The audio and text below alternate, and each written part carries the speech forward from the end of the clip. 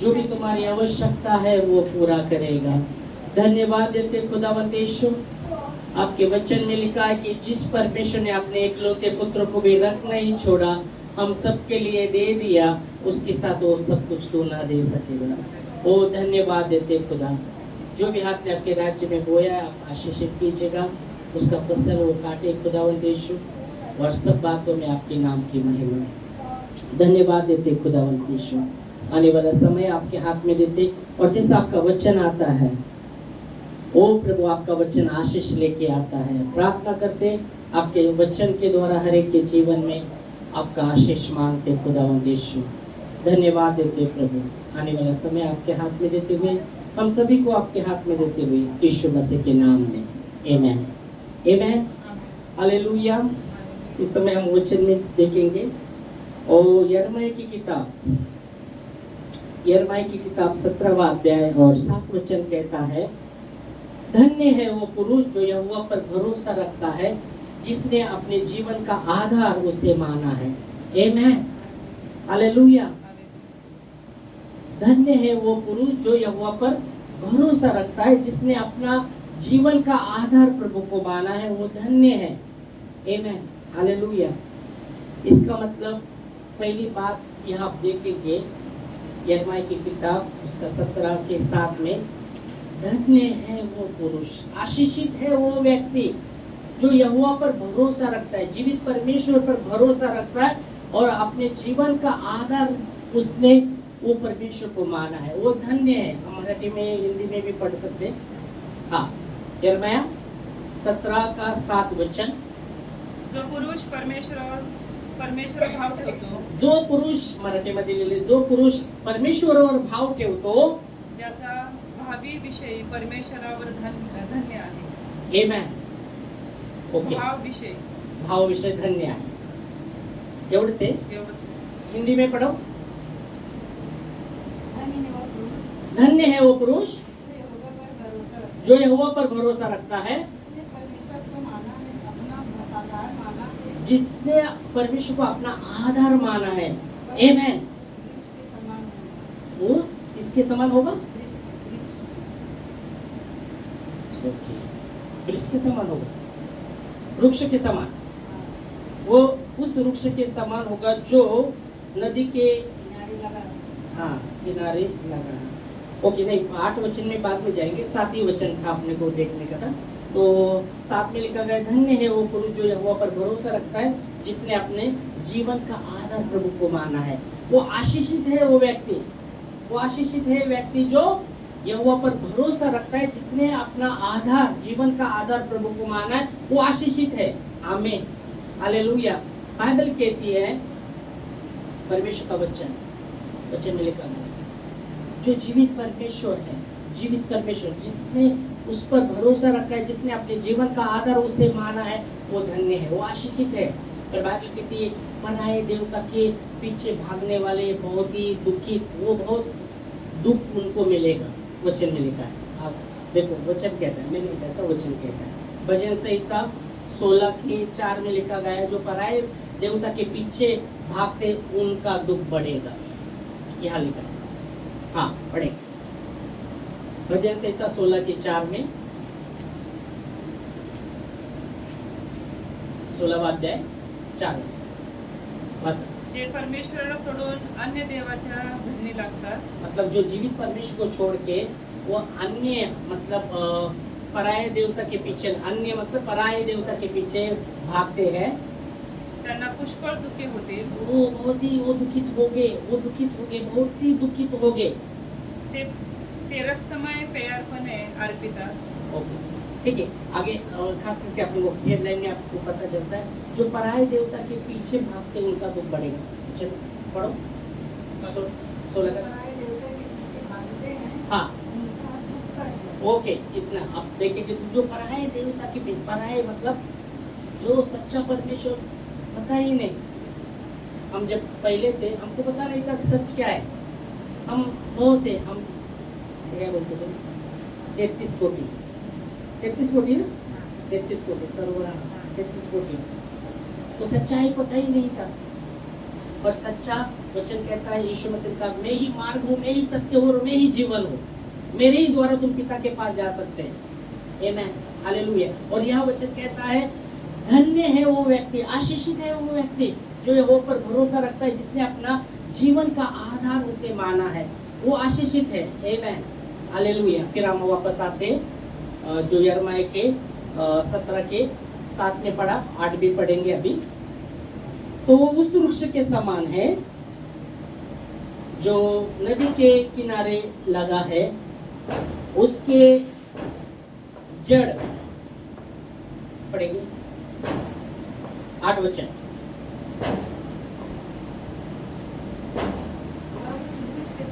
वो उस वृक्ष के समान है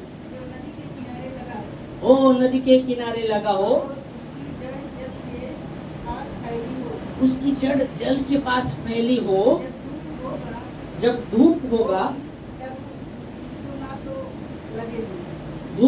उसको नहीं लगेगी, और उसके पत्ते हरे भरे रहेंगे, सूखे वर्ष में भी कोई उसके विषय में कुछ चिंता न होगी। तो यह वचन कहता है धन्य है वो पुरुष जो यहोवा पर भरोसा रखता है, जिसने अपने जीवन का आधार प्रभु को माना है। वो उस वृक्ष के समान होगा जो नदी के किनारे लगा गया हो और जिसकी जड़ जल के पास फैली हो, जब वो जड़ के पास फैली हो, जब धूप होगी तब उसको न लगेगी और उसके पत्ते हरे रहेंगे। आमेन। उसके पत्ते कैसे रहेंगे? हरे रहेंगे। आमेन, हालेलुया। और सूखे वृक्ष के समान भी उसके विषय में कुछ चिंता ना होगी, क्योंकि वह तभी फलता रहेगा। आमेन, हालेलुया। वो व्यक्ति के विषय में कहा गया है जो प्रभु पर भरोसा रखता है, जिसने अपने जीवन का आधार उसको माना है। उसके विषय में कहा गया है कि वो उस वृक्ष के समान होगा जो नदी के किनारे लगा है, उसके जड़ नदी के किनारे फैली हुई है और उसके पत्ते मुरझाते नहीं। धूप के समय भी उसके पत्ते मुरझाएंगे नहीं। आमेन, हालेलुया। मतलब वो उसके पत्ते हरे रहेंगे, उसके पत्ते हरे रहेंगे। आमेन, हालेलुया।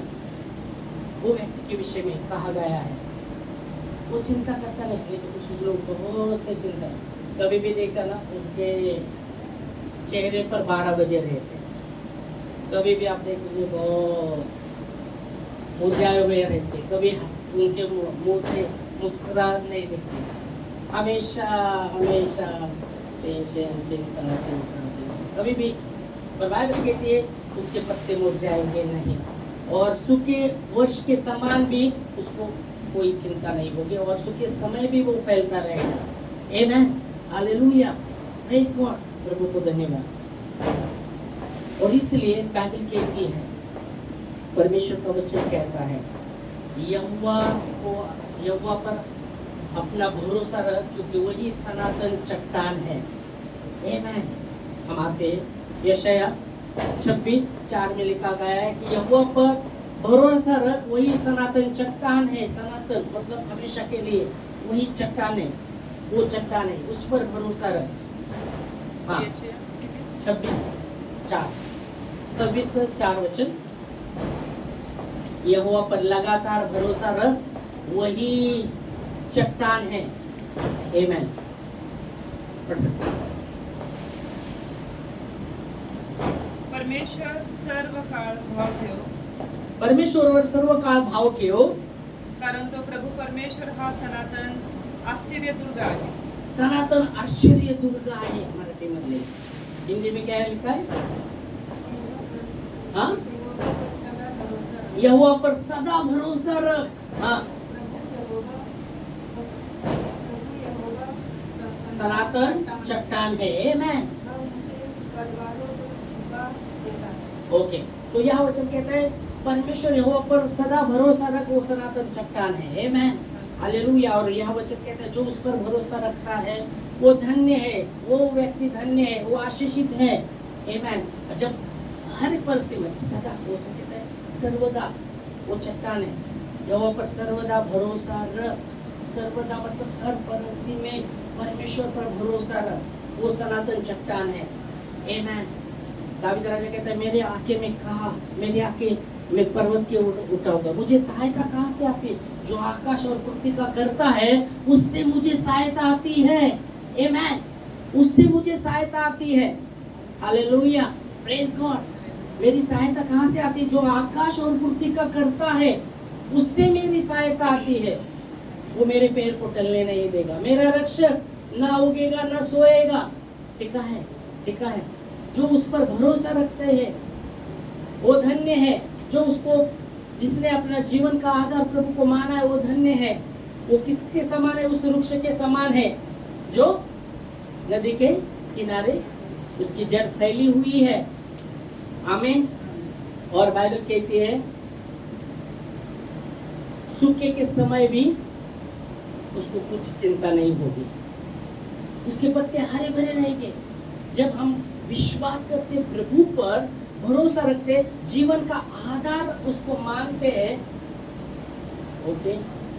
पर अगर हम चिंता करते रहते, हम टेंशन में रहते, तो हमारा वो जो क्रिया है अविश्वास को दर्शाता है। मैंने गुरुवार को बता रहा था अविश्वास और विश्वास के विषय में, अविश्वास और विश्वास के विषय में। जब हम चिंता करते, यहाँ वचन कहता है सूखे के समय भी उसको कुछ चिंता नहीं रहेगी, और सूखे समय भी वो फैलता रहेगा। आमीन। उसके पत्ते हरे भरे रहेंगे। देखो जब चिंता करते देखो, चिंता मराठी में कहावत है, चिंता चितेवर नेत। हाँ, मराठी में कहावत है चिंता चिते। तो क्या होने वाला है? जब हम चिंता करते रहेंगे तो क्या होने वाले? हम कमजोर होने वाले, हम कमजोर होने वाले। हम चिंता करेंगे, टेंशन लेंगे तो हम कमजोर होने वाले। और क्या होने वाले? फिर कमजोर होने वाले। हमारे शरीर क्या होने वाला है? कमजोर होने वाला है। हरा भरा रहेगा हमारा शरीर? हड्डी पिड्डी नहीं, कमजोर होगा। क्योंकि वचन में लिखा गया है आनंदी हृदय अच्छी औषधि है। वचन में, नीति वचन 17:22 में लिखा गया है आनंदी हृदय अच्छी औषधि है। उत्तम हिंदी में आनंदी हृदय अच्छी औषधि है, पर मन के टूट जाने से हड्डी भी जल जाती है। वचन लिखा पड़ेगी। हाँ, नीति वचन 17:22।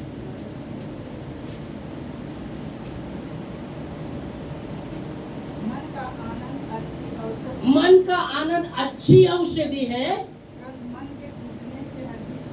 मन के टूट जाने से हड्डी सूख जाती है। तो अगर आप यह वचन आपने देखा जो हमने यिर्मयाह 17:8 में, वो व्यक्ति उस वृक्ष के समान है जो नदी के किनारे उसके जड़ फैली हुई है। और क्या वचन में हम देखा? उसके पत्ते हरे भरे रहेंगे। तो बोला अगर आप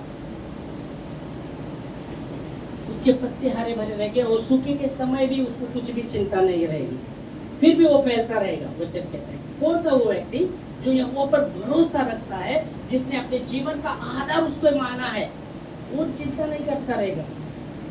वो उसको पता है मेरा आधार वो है, मेरा भरोसा वो है। Okay, praise God, hallelujah. पर वचन कहता है अगर हम चिंता करते रहते, हम टेंशन लेते रहते हैं, वो क्या दर्शाता है? अविश्वास को दर्शाता है परमेश्वर के प्रति। पर वचन की हम देखते हैं, और हम अगर चिंता करते, हम टेंशन लेते रहते, तो हम क्या होने वाले? कमजोर होने वाले, हमारा विश्वास भी कमजोर होने वाला है। पर बाइबल कहती है आनंदी हृदय वो अच्छी औषधि है। मन का आनंद, वो आनंदी हृदय वो अच्छी औषधि है। पर मन के टूट जाने से हड्डी क्या होती है? सूख जाने वाली। तो वो क्या होने वाला है? हरा भरा रहने वाला नहीं, वो कमजोर होने वाला, उसके वो सूख जाने वाला। पर बाइबल स्पष्ट कहती है, वचन कहता है सदा उस पर भरोसा रख। यशायाह में हमने देखा, यशायाह 26:4 में, सर्वदा यहोवा पर भरोसा रख, वो सनातन चट्टान है। सर्वदा मतलब हर परिस्थिति में, कैसी भी परिस्थिति तेरे जीवन में क्यों ना हो, परमेश्वर ही है वो परिस्थिति से छुड़ाने वाला। परिस्थिति को देखकर, परिस्थिति अगर आप बार बार वो परिस्थिति को देखते हैं, वो परिस्थिति तो कुछ नहीं, आपको और भी आप पर हावी हो जाएंगे। पर वो जो परिस्थिति से छुड़ाने वाला है उसकी ओर देखना है। आमीन। दावीद ने वही कहा कि मेरी सहायता कहाँ से आती है? जो आकाश और पृथ्वी का करता है उससे मुझे सहायता आती है, और वो मेरे पैर को टलने नहीं देगा। आमीन। भजन संहिता 121 उसका 2 और 3 वचन पढ़ेंगे। भजन संहिता 121 उसका 2 और 3 वचन। 121 का पढ़ेंगे। मैं मेरे आंखें पर्वत की ओर लगाऊंगा, एक वचन मिलेगा। मुझे सहायता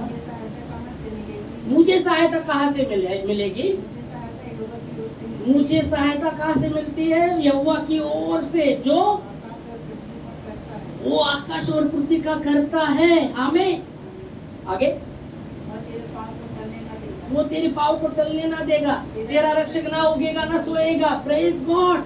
इतना परमेश्वर फिक्र करता है आपका और मेरा। जो रक्षक है वो ना तो सोएगा ना उगेगा। वचन कहता है हमारा जो रक्षक है तो कभी झोपत नहीं, दुखली पण घेत नहीं। मतलब ऐसा परमेश्वर है, इतना हमारा फिक्र वो करता है। यीशु मसीह ने एक बार डुकली लिया, किधर डुकली लिया बोलो, उस पर उसने बोला पूरा हो गया, और अपना आत्मा पिता के हाथ में दिया और प्राण छोड़ा। वचन कहता है पूरा अंधकार हो गया, पूरा अंधकार, दिन में अंधकार हो गया। एक ही बात उधर, पर यहाँ वचन कहता है वो परमेश्वर ना सोएगा ना उगेगा। आमीन। और इसलिए दावीद ने जान लिया कि वही है। उसने अपना भरोसा उस जीवित परमेश्वर पर रखा है। हमने क्या देखा पहला वचन, जो पराये देवता के पीछे भागते हैं उनका दुख बढ़ेगा। ये वचन है, जो पराये देवता के पीछे भागते हैं उनका दुख बढ़ेगा। पराया देवता जो, पर वचन कहता है धन्य है वो पुरुष जो यहोवा पर भरोसा रखता है, जिसने अपने जीवन का आधार प्रभु को माना है। आमीन। और यशायाह में वही कहता है कि यहोवा पर सदा भरोसा रख, क्योंकि वही सनातन चट्टान है। आमीन। जो प्रभु पर सदा भरोसा रखता है वो नहीं चिंता करेगा, वो चिंता टेंशन में रहेगा ही नहीं। वो अपना टेंशन प्रभु के हाथ में लिखा, तो वचन के अनुसार लिखा है अपनी सारी चिंता उस पर डाल, उसको आपका और मेरा फिक्र है। आमीन। हालेलुया। अगर हम चिंता करते तो क्या दर्शाता है? वो अविश्वास को दर्शाता है परमेश्वर के प्रति। हम बोलते रहे कि हम प्रभु पर विश्वास करते, पर अगर हम चिंता करते, टेंशन लेते, तो क्या कर रहे हैं? वो अविश्वास को दर्शाता है परमेश्वर के प्रति। तो बाइबल कहती है जब हम उस पर भरोसा रखते, वचन कहता है वो लगातार तुझे ले चलेगा, लगातार वो तुझे ले चलेगा, और अकाल के समय में भी। हम पढ़ेंगे वचन यशायाह 58 का 11 वचन, यशायाह 58 उसका 11 वचन। जो यहोवा पर भरोसा रखते, जिसने अपना आधार प्रभु को माना है, परमेश्वर उसको लगातार लिए चलेगा, और अकाल के समय भी। 58 का 11, यहोवा तुझे लगातार लिए चलेगा। उसको कहा गया है जो यहोवा पर भरोसा रखते हैं, जिसने अपना आधार प्रभु को माना है, यहोवा उसे लगातार लिए चलेगा। और अकाल के समय अकाल के समय तुझे तृप्त, अकाल के समय तुझे तृप्त, और तेरी हड्डियों को हरी भरी करेगा। तेरे हड्डी को हरी भरी करेगा। आमीन। अकाल के समय भी वो तुझे तृप्त करेगा, और तेरी हड्डी को कैसे करेगा? हरी भरी। हिजकेल में लिखा गया है जब परमेश्वर ने देखा हिजकेल को, और वो तराई पूरी हड्डी से भरी हुई थी, और परमेश्वर कहता है हिजकेल को, क्या ये हड्डी जिंदा हो सकती है क्या? वो कहता है तुझे पता प्रभु। तो प्रभु कहता है उसको हड्डी को हाथ न दे। बहुत सी हड्डी वो तराई में बिखरी हुई थी, बहुत सूखी हड्डी बिखरी हुई थी, और परमेश्वर कहता है हिजकेल को, उसके सेवक को आगे दे वो हड्डी को जुड़ने के लिए, और ये प्रभु के अनुसार आज्ञा देता है वो जो हड्डी सूखी हुई उनको जुड़ने के लिए। वो लगातार जुड़ने लगते हैं, एक सब जुड़ने लगते हैं। फिर जब तो वो जुड़ रही है, परमेश्वर कहता है इस पर उस आगे दे, उसे नस आने के लिए, उस पर मांस आने के लिए, और वो जैसा वो आगे देता है वैसा वो बन जाता है, वो बनते हैं, वो जीवित होते। आमीन। हालेलुया। यहाँ वचन वो यही कह रहा है, वो लगातार तुझे लिए चलेगा, और अकाल के समय में भी तुझे तृप्त किया करेगा और तेरी हड्डी को हरा भरा रखेगा। आमेन। ऐसा वो परमेश्वर है। आमेन। परमेश्वर को महिमा। हालेलुया। Praise God. अकाल के समय में उसको कुछ चिंता नहीं होगी। उस नदी के किनारे लगा हुआ है, उसके जल फैले हुए हैं। उस व्यक्ति के विषय में कहा गया है। मैं जब ये देख रहा था, अकाल के विषय आ गया है, तो मैं देख रहा था जब एलिया ने जब प्रार्थना किया था, 3.5 साल बारिश नहीं गिर रहा था और अकाल गिर रहा था, तो परमेश्वर ने एलिया को कहा उस नाले में जाके रह। वहाँ नाले में पानी आता था, वहाँ नाले में पानी आता था और उसने कहा, परमेश्वर ने उस नाले में जाके रह और तेरे विषय में मैंने कौवों को आज्ञा दी है खाना खिलाने के लिए। तुझे खाना खिलाने के लिए कौवों को आज्ञा दिया। अभी कौवा कैसा पक्षी हम जानते हैं, कैसा है? कुछ भी रहेगा तो उठा कर लेके जाने वाला है, उठा कर भागता है वो। परमेश्वर ने उसको आज्ञा दी, किसको? कौवों को, इसको खाना खिलाने के लिए सुबह शाम। तू नाले में जाके रहा। ओ एलिया वहाँ प्रभु के अनुसार वहाँ नाले में जाके रहता है, क्योंकि नाले में पानी था और अकाल गिरा था सब जगह, और वो रहता है और कौवा सुबह और शाम उसको भोजन ला रहा है खिलाने के लिए, और खिलाता रहा। एक दिन क्या हुआ, वो नाले का पानी सूख गया। अभी नाले का पानी भी सूख गया। कौवा तो खाना ला रहा है पर उसको अभी पीने के लिए पानी नहीं। तो परमेश्वर बोलता है अभी जा, इधर से निकल और वो शहर में जा। वहाँ एक विधवा है, उसके विषय में, तेरे विषय में उसको मैंने आज्ञा दी, तुझे वो खिलाए। और एलिया उसके अनुसार वो देश में चला जाता है जहाँ वहाँ भी अकाल गिरा था, और वो एक विधवा थी वहाँ जो लकड़ियाँ जमा कर रहे थे। और जैसे लकड़ियाँ जमा कर रहे थे, अभी एलिया वहाँ गया जैसे परमेश्वर के वचन के अनुसार, तो वो लकड़ियाँ जमा कर रहे, तो उसने वो विधवा स्त्री को पानी मांगा, मुझे पानी दे। तो वो जैसे पानी देने के लिए जैसे वो जा रहे, तो बोलता है मेरे लिए एक रोटी, छोटी सी रोटी बना कर लो। और बाइबल कहता है कि उसके पास थोड़ा सा मैदा था, चुपड़ भर मैदा, और थोड़ा सा ही तेल था, अपने कुकनी में थोड़ा ही तेल था। और वचन कहता है वो जो लकड़ियां चुन रही थी, कि वो चाहती थी कि ये लकड़ियां चुनकर एक रोटी बनाए, मैं और मेरा बेटा खाकर मर जाए, क्योंकि अकाल इतना भारी था वहाँ। अभी कोई सोता नहीं उसके पास, थोड़ा सा मैदा और कुकनी में तेल, यही था।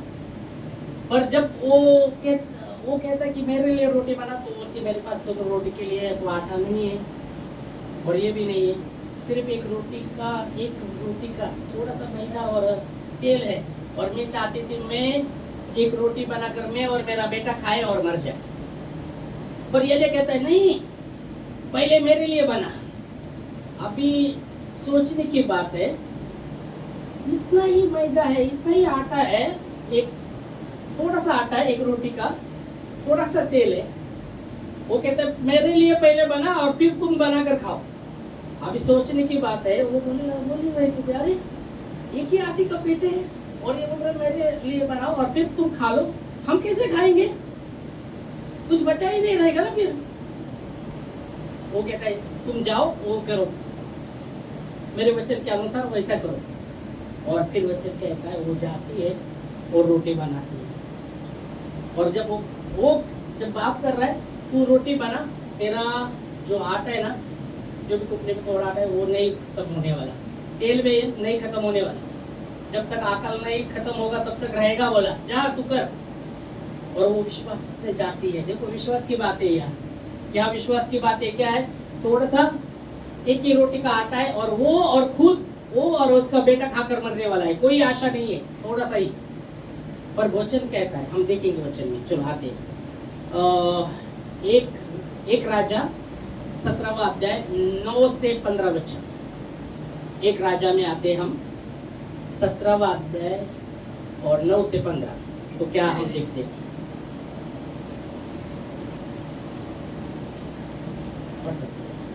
एक राजा 17वां अध्याय चलकर 9 से 15। हाँ, चलकर सीदोन के सापक नगर में जाकर वहीं रहे। यीशु, हाँ, परमेश्वर कहता है एलिया को वो नगर में जाकर रहा। सुन, मैंने वहाँ की एक विधवा को तेरे तेरे खिलाने की आज्ञा दी है। हाँ, मैंने वो विधवा को आज्ञा दी तुझे खिलाने के लिए। अभी ये जब मैं सोच रहा था, अभी भी विधवा एक विश्वासी रहेगी, क्योंकि परमेश्वर जब बात कर रही है एलिया को कि मैंने उस विधवा को आज्ञा दिया है तुझे खिलाने के लिए।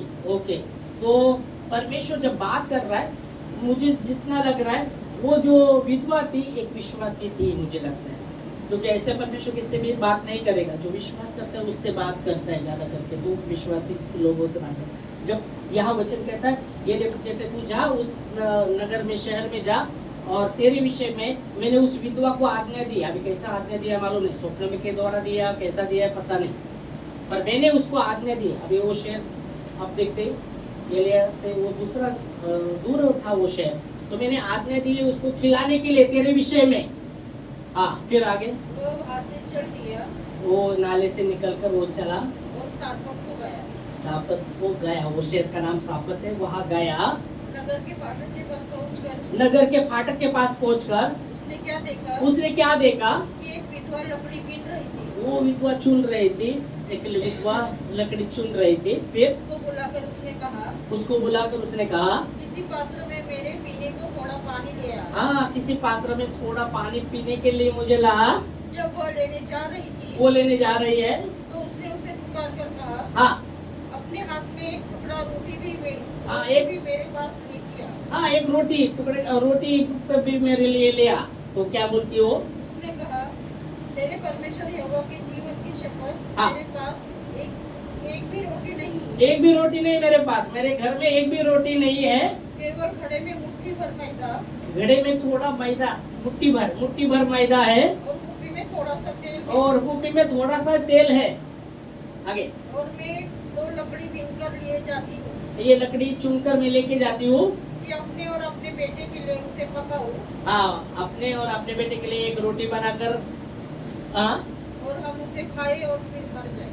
हम वो उसे खाए मर जाए, क्योंकि कोई आशा नहीं है। अकाल बहुत गिरा था, बड़ा अकाल था।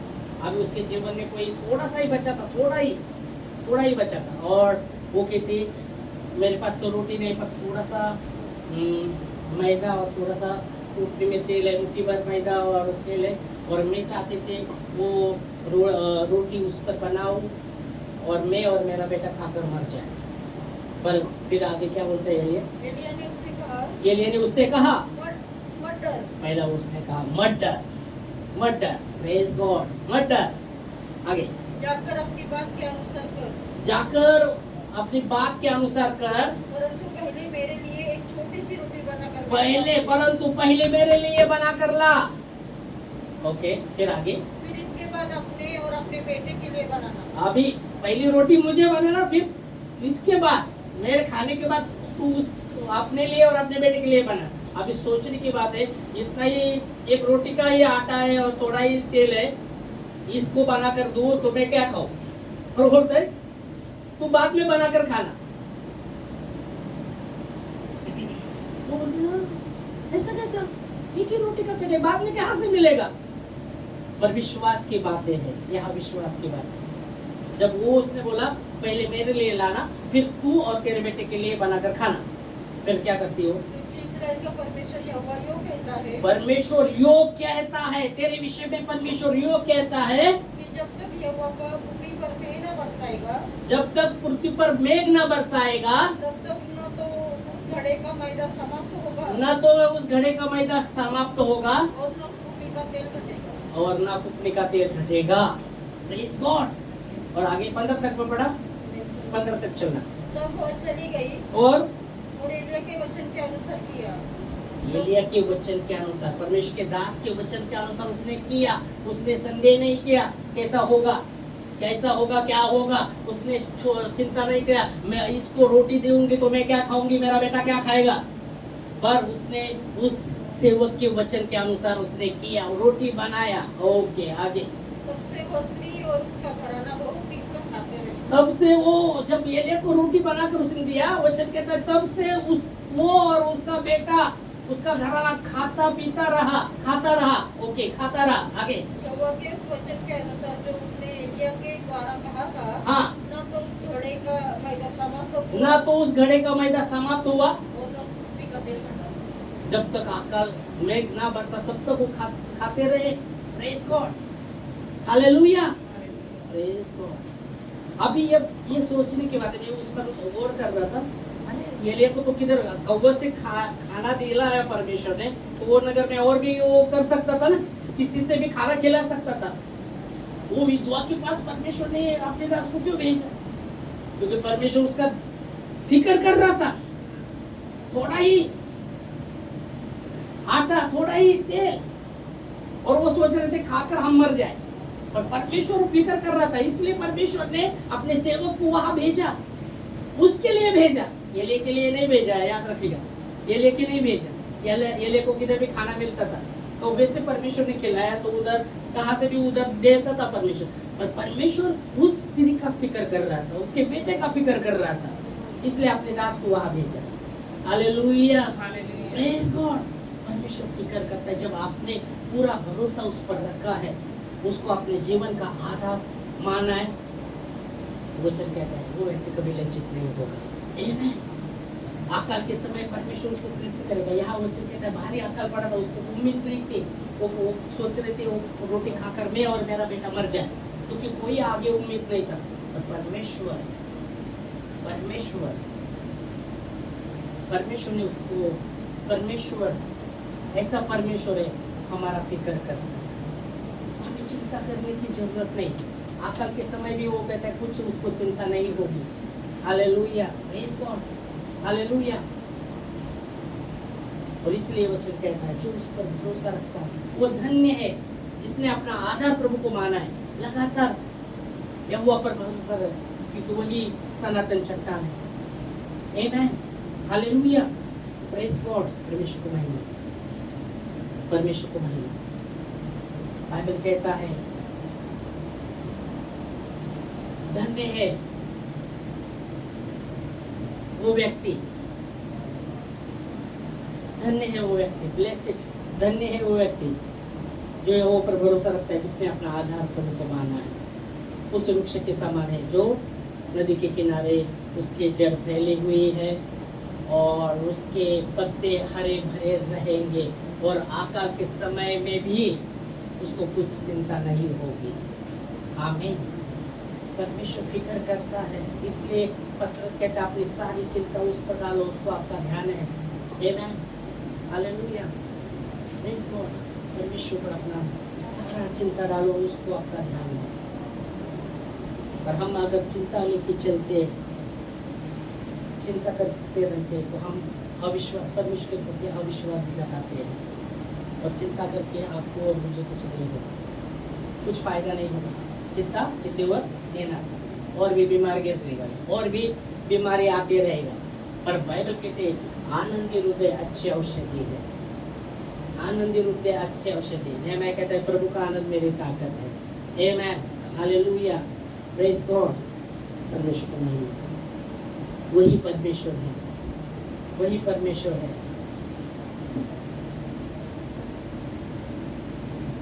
दानियल, देखो दानियल पूरा परमेश्वर पर भरोसा रखता था। जब वो दिन में 3 बार प्रार्थना करता था, दिन में 3 बार प्रार्थना करता था, और राजा उसने देखा दानियल में उत्तम आत्मा है, उसमें कोई भूल चूक नहीं है, और राजा उसको ऊंचे स्थान पर रखने वाला था। और उसके साथ जो भी उसके काम करने वाले थे वो देखते और बोलते, वो जलन करने लगते दानियल से, क्योंकि हम सब साथ में काम करते हैं और राजा इसको बढ़ा रहा है, ऊंचे स्थान पर रख रहा है, तो ये जलन करने लगते। पर वचन कहता है उसके काम में भूल चूक नहीं था, वो यहोवा पर भरोसा रखता था, उसने परमेश्वर को अपना आधार माना था। पर फिर उसमें कुछ भूल चूक नहीं रही, तो वो क्या कहते, ये ना अपने परमेश्वर के विषय में 3 बार प्रार्थना करते, तो राजा को हम कहेंगे तू ऐसा हुक्म छोड़ कि कोई 10 दिन तक कोई अपने परमेश्वर की उपासना नहीं करना। अगर वो उपासना करते समय पकड़े जाए तो उसको भूखे सिंह के पिंजरे में डाला जाएगा। और राजा हुक्म छोड़ता है, कोई अपने परमेश्वर के सामने उसकी उपासना नहीं करना। अगर पकड़ा जाए तो भूखे सिंह के पिंजरे में उसको डाला जाएगा। जब हुक्म छोड़ने के बाद भी दानियल अपने घर में जाता है, उसका पूर्व के ओर खिड़की था वो खोलता है और प्रार्थना करता है। हुक्म छोड़ने के बाद भी क्यों? ऐसी परिस्थिति में भी जो कहावत था, हुक्म क्या था कि कोई परमेश्वर की उपासना नहीं करना 10 दिन तक। अगर करते हुए पकड़ा जाए उसको भूखे सिंह के पिंजरे में डाला जाएगा। सब डरे हुए, कोई दानियल जाता है अपने घर में और खिड़की खोल के वो प्रार्थना करता है। क्यों? क्योंकि वो पूरा भरोसा प्रभु पर रखता था। उसने अपने जीवन का आधार प्रभु को माना था, इसलिए हुक्म भी रोक नहीं सका उसको। वो गया ऐसी परिस्थिति में और क्या करने लगा? प्रार्थना। तुरंत उसके साथ काम करने वाले राजू बोले, देख तेरे शब्द का उल्लंघन किया, हुक्म का उल्लंघन किया, अभी तेरे वचन के अनुसार अभी उसको भूखे सिंह के पिंजरे में डालना। राजा ने हुक्म छोड़ा था। राजा दानियल पर ये करता था, पर अभी हुक्म तो छोड़ा है, शब्द दिया, क्योंकि जान जाए पर वचन ना जाए, ऐसा। हाँ, उस समय जान जाए पर वचन ना जाए, तो फिर वो वचन के अनुसार फिर उसने दानियल को भूखे सिंह के पिंजरे में, वो बोला तेरा परमेश्वर जिसकी तू उपासना कर रहा है, परमेश्वर तुझे परमेश्वर तुझे बचाता है, और उसको डाल दिया। और रात भर वो राजा वो सोया नहीं। दानियल का क्या हुआ रहेगा? भूखे सिंह ने उसको पाड़ा रहेगा, क्या हुआ रहेगा? और जब सिंह के पिंजरे में जब दानियल था, वो भूखे सिंह उस पर एकदम चिल्ला रहे, गर्जना कर रहे, उसके पास आने के लिए, भूखे थे वो, मार खाने के लिए चिल्ला रहे। ये क्या कर रहा है? यहाँ भी डरा नहीं, घुटनों पे आया, प्रार्थना। और बाइबल कहती है परमेश्वर का दूत वहां उतरा, और जो भूखे सिंह गर्जन रहे थे, मुंह खोल के उनके मुंह बंद किए गए, वो शांत हो गए उधर में। और सुबह जब राजा आया, उसने कहा दानियल, तेरे परमेश्वर ने तुझे जिंदा रखा क्या? वो कहते हाँ प्रभु जी, मेरे परमेश्वर ने मुझे जिंदा रखा है। उसको बाहर निकाला जाता है, और जो साजिश उसके विरुद्ध में किया था उनको डाला जाता है अंदर, और भूखे से उसको फाड़ कर, उनके हड्डी बिड्डी फाड़ कर खाद्य डालते। और राजा हुक्म छोड़ता है। जो अविश्वासी राजा था, जब उसने देखा, उसने हुक्म छोड़ा। क्या हुक्म छोड़ा? हम एक वचन पढ़ेंगे और फिर हम आगे देखेंगे। दानियल की किताब उसका 6वां अध्याय 26 और 27 वचन।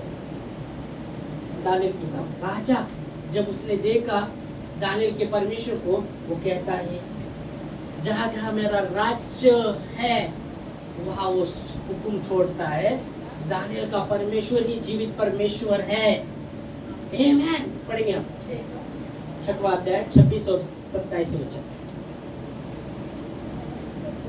मैं यह आज्ञा देता हूँ कि राजा आज्ञा देता है कि जहाँ जहाँ मेरे राज्य का अधिकार है, जहाँ जहाँ